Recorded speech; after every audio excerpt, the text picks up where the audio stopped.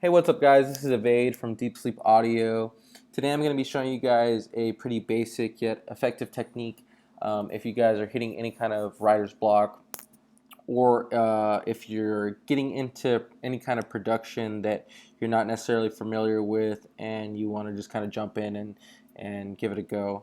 So, like I said, a pretty basic technique. I learned this a long time ago when I was first starting off.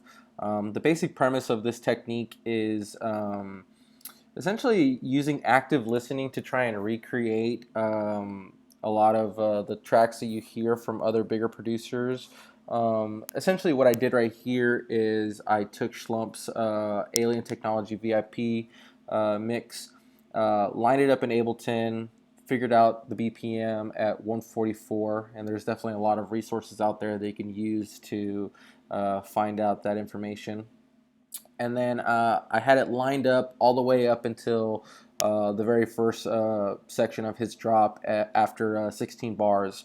From that point on, I essentially just started mirroring everything I possibly could that I wanted in my track from his. So wherever he had a kick, I placed a kick there as well. Wherever he had a snare, I did the same thing. Same thing as well with some of the basses that I wanted to emulate. And for this one, I just stuck to a nice 4-bar loop. That way I could just listen and focus on that first immediate section, and then extended it out a full 8 bars. So my 8 bars might not match his, but it's a good way to start trying to get in that habit of just like listening and seeing, what works for them and how that can translate into your production to elevate yours to a higher level, as well as just kind of generating ideas for yourself as well too. So I'll play my little drum loop that essentially just mirrors his as well, so you can hear it. Super basic kick and snare pattern, just a little boom bappy snare and kick that I usually like to use. They have really nice transients. I just added a little hat on several different parts before and after the kicks, and as well as these little drum fills at the end of every 4 bars, so it kind of helps transition from one section to the next. And then as far as the synths and bass hits go, I essentially did the same thing, just mirrored a couple of the ones that he had there in his.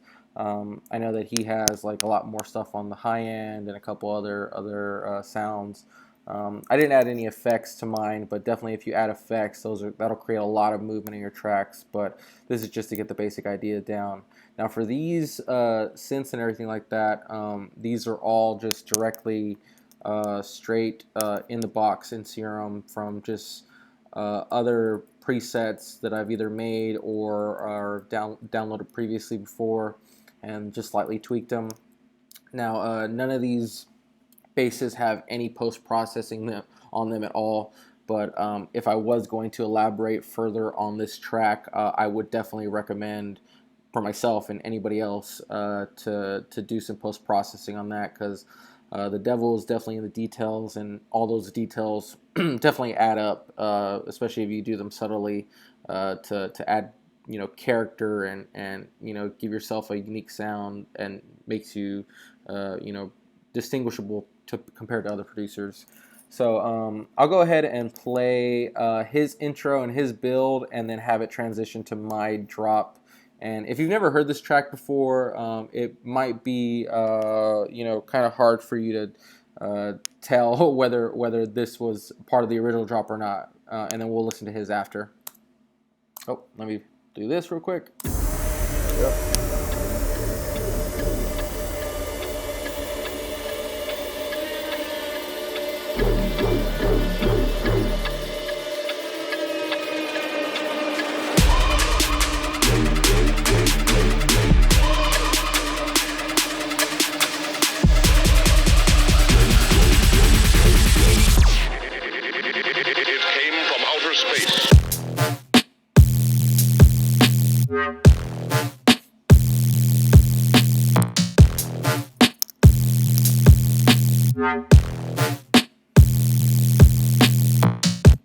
Yeah, so that's my drop. It's pretty basic, but it's definitely it's enough of a foundation for me to elaborate on that, kind of work my own, or like I said, you could literally take any reference track you want and kind of copy the structure of the track, wherever the intro is, the build ups, the drops, continue on that same path. But I mean, like I said, everything that you do with this technique, the main thing that matters is how actively you listen to those tracks. We'll listen to his right here, and you'll be able to hear obviously the difference in his, just because his was more than likely professionally mixed and mastered, and there's all kinds of little details in there that you could find. You could really dive super deep into this, form of listening. Getting a band pass EQ and kind of isolate the low frequencies, the mids, the highs, and really try and match it up, whether it's level wise and mixing wise, or just trying to isolate sounds so you can try and recreate certain stuff. But let's listen to his. That way you can get a comparison from mine. It came from outer space.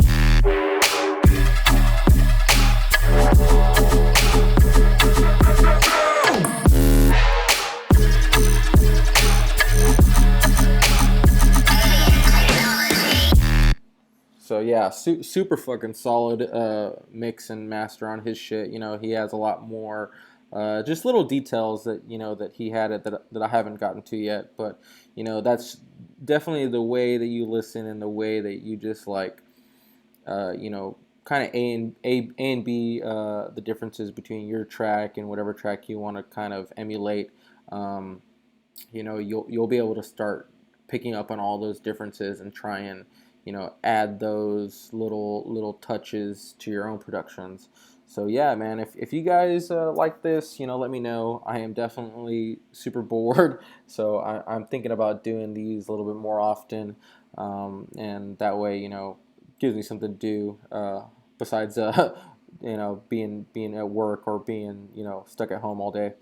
So yeah, guys, my name is Evade. I run a small independent label. It goes by Deep Sleep Audio.